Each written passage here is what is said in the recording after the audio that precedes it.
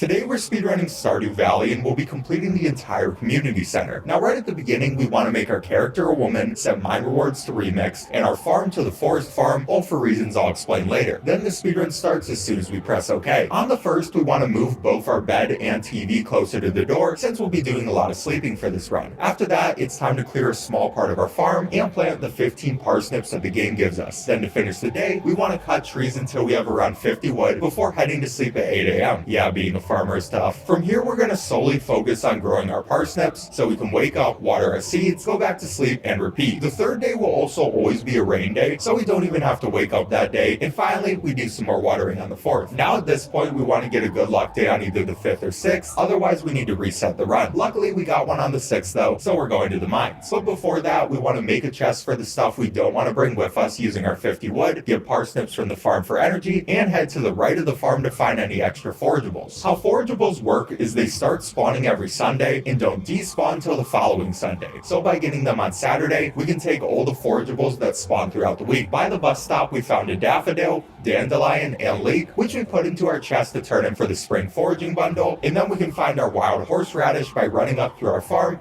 on the way to the mines. And finally, once we make it to the mines, we get a free sword. We'll also want to throw a horseradish on this first floor so we can save it for bundles and not have it take up our limited inventory space. Now for the mines, we have a few different objectives, but the main ones are to get 120 copper ore, 80 iron ore, 33 coal, 1 jade, and to get a total of 3,000 gold by selling any extra stuff we find. So yeah, there's a lot to do, which is why this will be over 2 to 3 days. Especially since if we want to get our 80 iron ore, we definitely need to make it to at least floor 40. So the plan is to always try to go down as fast as possible and just pick up the valuables around us as we do that. With this strategy, day 1 of the mines went really well. We consistently made it down a lot of floors, got high value items like an emerald and geodes, which sell for 250 gold and 50 gold apiece, and made it to floor 30, which is really good for day 1. The one issue though is we never really found a good weapon, which will make future floors and enemies a lot harder. But anyways, from here we'll hit the air with our pickaxe to waste energy, pass out, and spawn the next day in our bed. Then we can place our community center items in the chest and sell everything else in our shipping container, which resulted in making around 1,800 gold, a pretty good start. Now we have until day 12 to finish the mines, so we want to sleep until we get another good luck day, which we found on the 8th. So for this day, let's talk about our weapon, the elf blade. We got this because we set our mines to remix, so instead of getting the usual steel small sword that you get on floor 20, we got this, though what we really wanted was a wood club. The daggers in this game have really short range, but are fast with good damage, so it kind of makes up for that. The real issue with it will come in much later in the run though, since the enemies don't do too much damage just yet. Still kind of a problem though, as you can see by this amazing gameplay. But other than that, we found more fast ladders down and made it to floor 40 in really good time, which meant we were no longer going to focus on going down, instead just grind out the rest of the stuff we need. So the general strategy is to reset the 40th floor over and over to hopefully find big amounts of iron. I also really like to find a frozen geode in this section, since in one of my previous runs I wasted like 5 minutes at the end trying to look for it, so it was a good find. And there was some other good stuff we got like an aquamarine and jade, which we'll talk about later. Another thing that happened here is through some lucky ladders, we somehow got to floor 45, which won't help us right now, but that means later in the run when we try to get to floor 80, it'll be a bit faster. Other than that, we got all the iron, copper, and coal we needed, so things were looking good when we passed out. The only problem, of course, though, was the lack of inventory space, so we left a frozen tier and some geodes behind. Then after keeping the stuff we needed and selling the rest, we unfortunately didn't have enough money, so I had to come back for the stuff I left and mine for a few more things, but at least it was a pretty small time loss since we still finished this day fast. I should also probably mention that we got a cat from Marty on the start of this day, which is always a bad idea and you'll very much see why later, but my Twitch chat would have been too upset if I abandoned the cat, so unlucky. Anyways, after all that, I decided to walk home from the mine since we still had a lot of energy. Then I sold all my extra things and made 2 furnaces since it was time to smelt the iron and copper we collected from the mines every day. But other than that, we're heading back to the DJ and sleeping life. Finally though, on day 13, it's time to wake back up and set up our farm for some more planting. Here we want to clear a fairly big section of the farm before hoeing and watering the ground in this really strange pattern. Don't worry, you'll understand why we do this in just a little bit. I'll also place a scarecrow right here to hit the whole field and collect the journal bonuses we get from playing the game to put us at at 3,200 gold total. And after finishing that, we can head over to Pelican Town's Egg Festival. But instead of,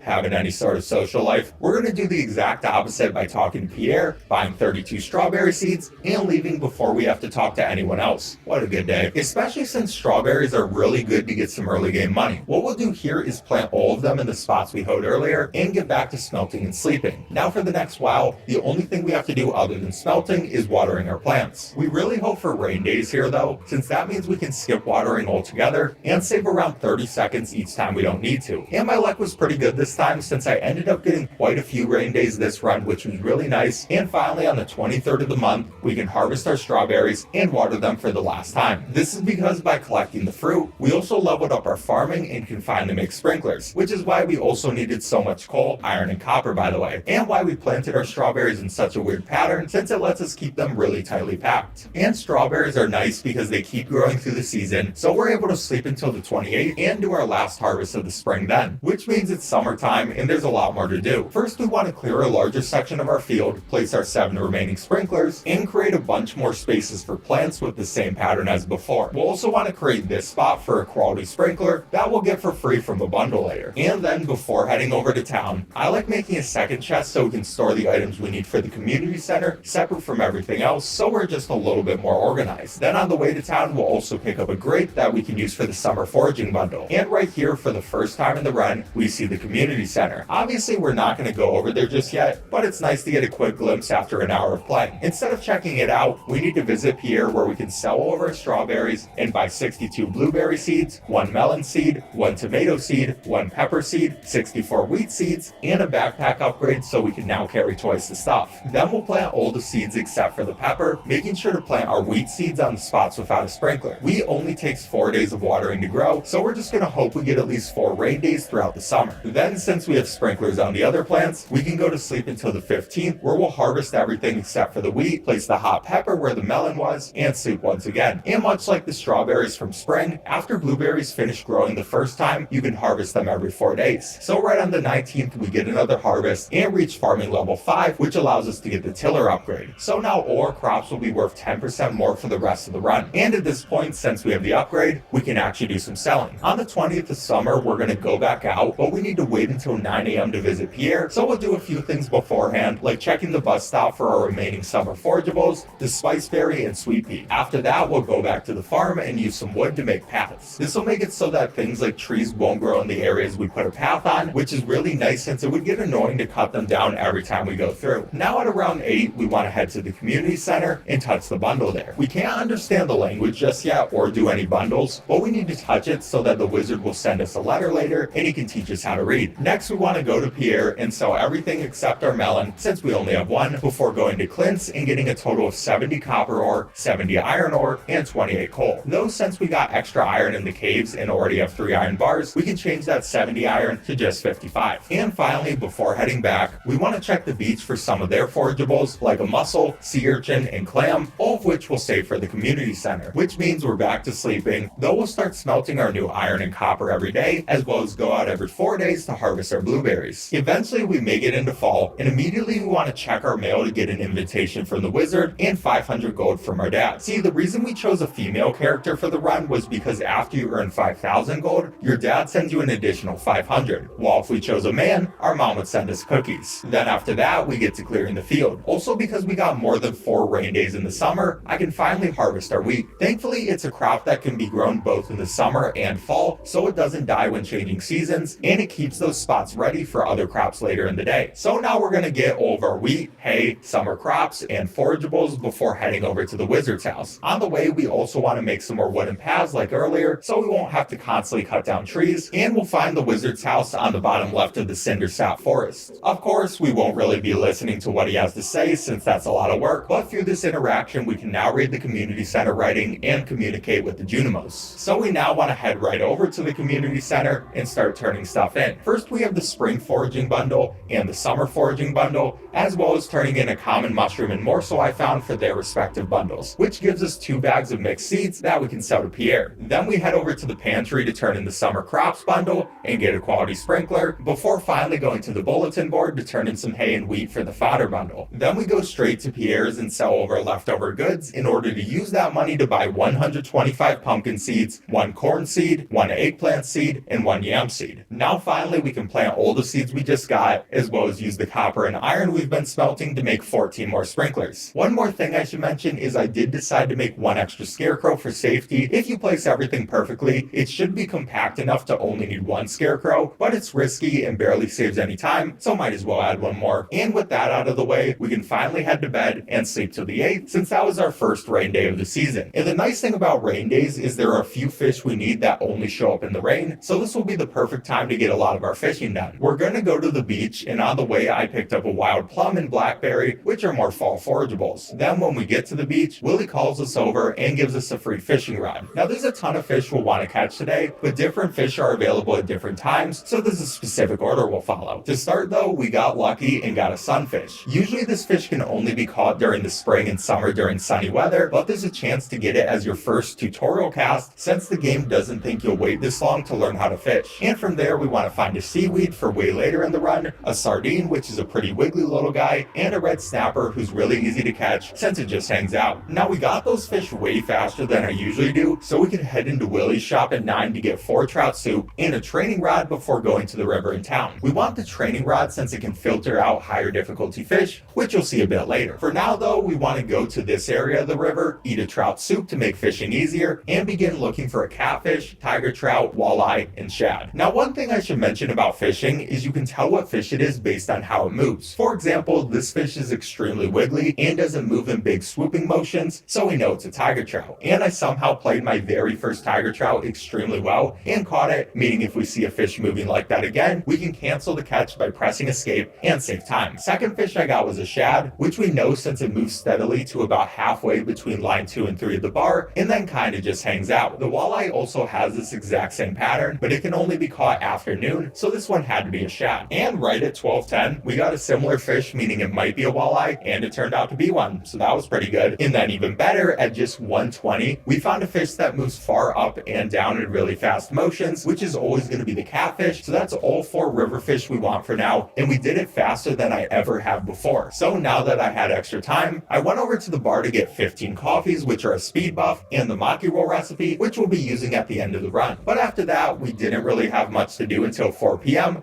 when the eel spawns in the ocean. So since I had time, I tried to see if we could find any additional forageables, though we didn't, and went over to the ocean when the eel would finally spawn. This, though, is where my luck kinda died. The eel has a very obvious pattern where it quickly goes near the top, stops, and then goes back down. But this guy just didn't want to show up. Even so, it wasn't actually a bad thing, since while I was trying to find him, I caught an albacore, which kinda looks like an eel, and got a treasure chest with a fire quartz in it. This was crazy good luck, because now it means we won't have to go looking for it later in the run, so hey, I'll take it. And after a bit longer, the eel finally showed up with its pretty easy pattern, and honestly, maybe it doesn't really look like an albacore, but either way, we only have 1 fish left for today, the bream. This guy sent us back to the river, where we could use our training rod to filter out difficult fish. For example, you can never find a catfish with a training rod. Thankfully, the bream didn't take nearly as long to find, and has a really easy pattern of moving up to the second line of the bar, and then not moving at all, so that's all the fishing for today done, which meant back to sleeping until we're on to the 15th. To start this day, we want to bring our 4 fall crops,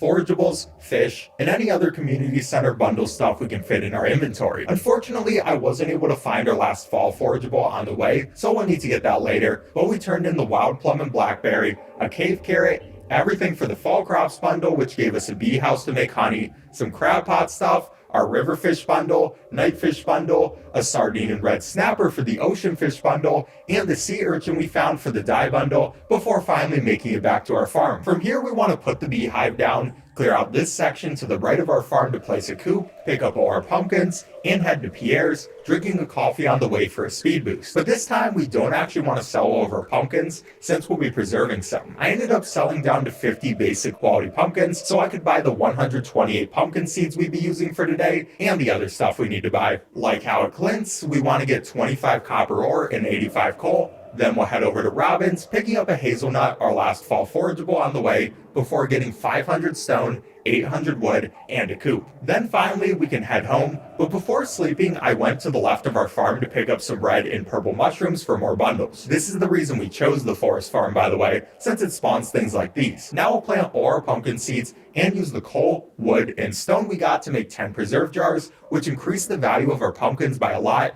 while probably making our house smell really bad. So yeah, there was a lot to do this day, but now we're back to doing nothing but sleeping, smelting our 5 copper bars, and jarring new pumpkins every 3 days. Then on the last day of fall, we can harvest the rest of the pumpkins and go to year 1 winter, where we'll be doing even less. All we're doing for the first half of winter is jarring pumpkins and sleeping. Then once we reach 90 pickled pumpkins, we'll sell those, place 5 gold quality pumpkins in our community center chest for later, and head back to sleep. Then on the 19th, it's time to play the game again. On this day, we want to make sure we bring our hoe, axe, and 5 copper bars. Also, before we head out, this is a good time to clear the area to the left of our house so we can construct a barn. Then we're heading down while getting a few winter forageables like the winter root, crystal fruit, and snow yam. This is also a good time to check the traveling cart, which is a shop that shows up on Fridays and Sundays and can sell a bunch of items for the community center. The big thing we want from here is the pufferfish, which we didn't get this time, but we'll check for it a few more times in the future. Our next stop is the beach so we can get a nautilus shell, and then Clint's to get 25 iron ore, 15 copper ore, 8 coal, and an upgrade for our axe. After that, we head to Robin's to build our barn. And on the way, I found a crocus, which is our last winter forageable, so that's nice to have. And then we bought 2,500 wood, 1,100 stone, and a barn. Finally, we'll head back to sleep, making sure to load our furnaces with the iron and copper we just bought while we continue to jar pumpkins. And really quickly, the winter ends, so we're on to year 2. And year 2 starts out with the obvious, hoeing a bunch of spots to plant stuff later. The only problem is we don't have our axe back yet from Clint, so we'll need to deal with the twigs later on. After that, it's time to go to our farm cave. Earlier in the game, we set our cave to have bats, meaning we get fruit from it. And from this cave, we can get things for the artisan bundle, like with this time we got an orange, apple, peach, and apricot. Next, we're heading to Pierre's, where we want to sell pickles until we have around 23,000 gold. We don't want to sell everything we have just yet though, because in a little bit, we're going to get an upgrade to make pickles worth more. Then we can buy 135 cauliflower, 1 parsnip seed, 1 bean starter, and 1 potato seed. After that, we visit Clint's to pick up our copper axe, Robin's to upgrade our barn to a big barn, and finally back home to plant all the stuff we just bought and make a tapper to get some oak resin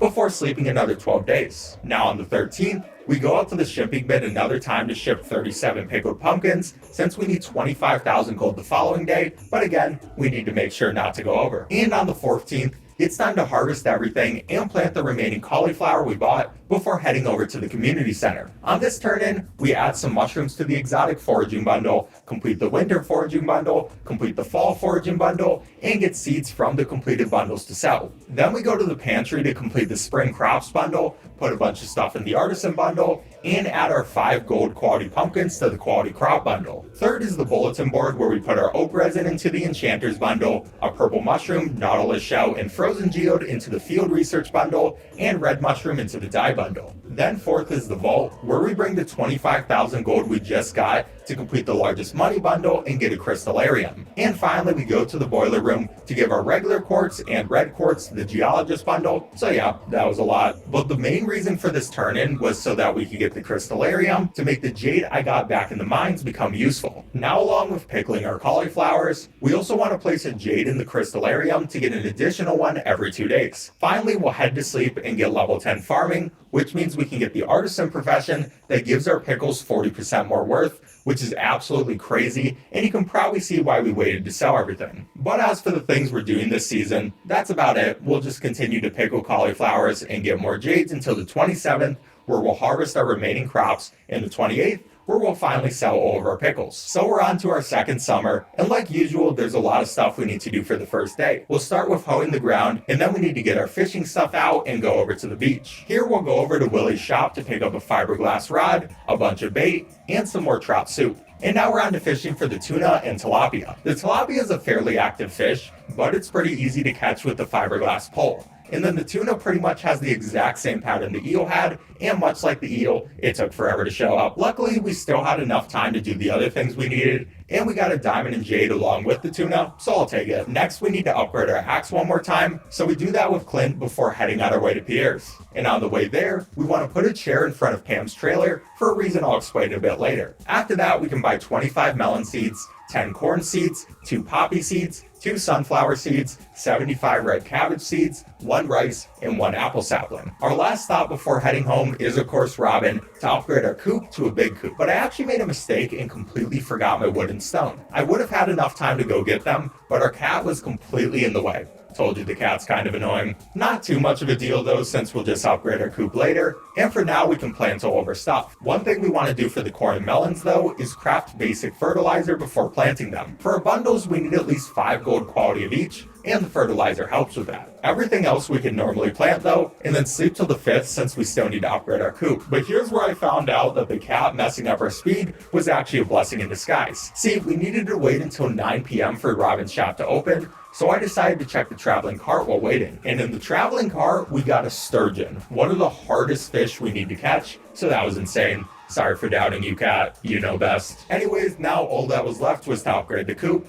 and sleep until the 12th, where we could sell all of our cauliflower pickles, and the 13th, where it was fishing time again. Before fishing though, we needed to harvest all our crops and bring some trout soup and our fiberglass rod. Now the fishing place we're going to this time is the mountain lake. So normally we need the sturgeon, bullhead, largemouth bass, chub, and carp. But since the sturgeon was no longer a problem, this fishing day was much easier than normal. First we got the carp, which is a really calm fish that slowly moves. Next was the largemouth bass, which goes up about halfway and then sometimes does fast movements. Third was the bullhead, which is like the largemouth bass, but a bit more calm. And finally we got the chub, which stays near the bottom, but is really wiggly. Now we could upgrade the coop one more time with Robin, collect our steel axe from Clint, get a crab pop from Willie for our remaining crab pop bundle items, start pickling red cabbages, and sleep. Then on the 18th, we'll sell all our pickles and gold quality raw cauliflowers since we need a good amount of money for the 19th. Now on the 19th, we're finally going to do our last big harvest of crops before clearing out the spot below our coop so we can move the barn there and heading over to the secret woods now that we have an axe that can cut the large logs blocking it. On the way, we'll check the traveling cart again, and this time I got a large milk, which means we won't need to buy a cow. In the secret woods now, we need 2 things. The first is a fiddlehead fern, and the second is a wood skip. I got both pretty quickly too, meaning we can head over to Marty's ranch. Here we want to buy a rabbit and duck right now, and we'll buy the rest of the animals we need later. Finally, we make it to Robin's, and do our last upgrade on the barn. So now we're really close to the end of the speedrun, just a few more things to do. Now we'll go home and sleep till the 28th, which is the day we start taking care of our animals. First, we want to refill the coop and barn with leftover hay we got from the wheat earlier in the speedrun, and we want to check the farm cave another time for more forageables. Unfortunately though, we didn't get a pomegranate, which is really important for completing the speedrun, so I decided to go to Pierre's and get a pomegranate tree. Trees take a month to start producing fruit, so by doing this, we should get 1 pomegranate just before winter, and it's a nice backup in case the cave doesn't work. Next, it was time to go to Marty's ranch and buy a pig, second duck, second rabbit, white chicken, and brown chicken, along with a bunch of hay. Finally, I went to the traveling cart, and thankfully it had a pufferfish, so that's one more difficult fish I no longer had to worry about, and I could return home, petting all my animals except the pig. Oh, and the next day, I also switched my tapper over to a maple tree for maple syrup. But now, every day until we get all the animal products we need, I need to pet all the animals to make them happy and give them more hay. Though again, the pig doesn't need pets, so sorry buddy. For the ducks, we want a duck egg and duck feather, which we got super early. Then the rabbits, we want some of their fur and a rabbit's foot. From the chickens, we want a large white and large brown egg. And finally, from the pig, we wanted a truffle, which he finds on the ground, and we use the 19th to let him do that. Basically, how pigs work is they have a 0.02% chance on every frame to generate a truffle. So the longer we let them do their thing, the more likely we are to get one. Which meant on the 19th, we use this day to turn in more community center stuff and hope we get a truffle when coming back. On this day, I turned in our full animal bundle, the rest of the crab pop bundle, our wood skip and pufferfish for the specialty fish bundle, the remaining ocean fish bundle, the lake fish bundle, a poppy and maple syrup for the chef's bundle, the duck feather and sunflower for the dye bundle, a chub to finish the field research bundle, a rabbit's foot for the enchanter bundle, and a bunch of money to finish out all the vault bundles, meaning our bus will work again starting the next day. And thankfully, when I came back, our pig dropped the truffle we needed, so things were looking really good. And we might as well turn in some more bundle stuff, so I went back to the community center to turn in hardwood for the construction bundle, finish the artisan bundle, finish the quality crops bundle, which meant the pantry is done, turn in our fiddlehead fern and truffle to the chef's bundle, some apples to complete the fodder bundle, our aquamarine and red cabbage to finish the dye bundle, and finally a frozen tear and earth crystal to finish the geologist bundle. So yeah, that was a lot, but you can really start to see that we're almost to the end. Oh, I also found a pomegranate in our cave, so guess I didn't need to buy the tree, but better safe than sorry. And we put an apple in the keg we got from the artisan bundle to make wine. But now, time to head to sleep and do our last major things on the 28th. See, once we make it to the 28th of fall, we should have a total of 36 jades, which we'll be trading in a bit. But we need to wait for Pam to get to the bus stop first, so we can use this time to get some more wood by cutting down trees. This is also why we put the chair in front of Pam's trailer earlier, by the way, since it makes her move faster and get over to the bus quicker. Once she's there, we'll get a ticket to the desert, and we want to first pick up a coconut and cactus fruit before going for the sandfish, who's a pretty easy catch. Then we go to the desert trader who gives us 36 staircases for 36 jade, which we'll be taking to the mines. Because in the mines, we still need a few more important drops, which are found on floor 80. But before we get there, we'll visit Robin to upgrade our house, and buy the remaining wood we need for the rest of the run. Now onto the mines, it's pretty simple. We'll just drop a staircase and go to the next floor, picking up anything if we need it for the bundles, like how we needed one more iron bar, so we mined 5 iron ores. Then on floor 60, we can go fishing for our last specialty fish, the ghost fish, who's another easy catch. Also, after all this time, the remixed mines came in clutch, and we got a cutlass on floor 60, which meant we could finally replace the elf blade. The cutlass then helped us take out a ghost, which means we got a solar essence, and then even better than that, on floor 80, we got a cudgel, which is a club. Clubs are really good in this game, since if you use their special attack by right-clicking and then spam left-click, you get a ton of damage in. So that helped us finally take out this guy and get a void essence. Then normally we'd have to reset floor 80 to find a fire quartz, but since we got it earlier, we don't have to. It's really nice. So yeah, after all that time, it's time to sleep 2 more days and wait for our house upgrade to be finished so we can get a kitchen and cook a fried egg and maki roll. Though for the maki roll, I was being really stupid and accidentally used my ghost fish for it instead of my smallmouth bass, so it looks like we need to visit the mines one last time. At the very least, we could elevate her right to floor 60, so it didn't lose too much time, and I brought all my remaining community center items with me, so right after catching the second ghost fish, it was time to beat the speedrun. I started with finishing the exotic foraging bundle and construction bundle, meaning the crafts room was complete. Then at the fish tank, I brought the specialty fish, so the fish tank is done too. Third was the bulletin board where I completed the enchanter's bundle and chef's bundle, before also grabbing 5 gold as one of the rewards, and that's the bulletin board done. And finally, to complete the boiler room, we finished the adventurer's bundle and used the gold we just got as well as other bars we smelted earlier to finish the blacksmith's bundle. So finally, the speedrun ends with the flash of the screen, giving us a time of 3 hours, 54 minutes, and 37 seconds, which puts us at 7th place on the leaderboards. Alright, subscribe if you enjoyed. Bye.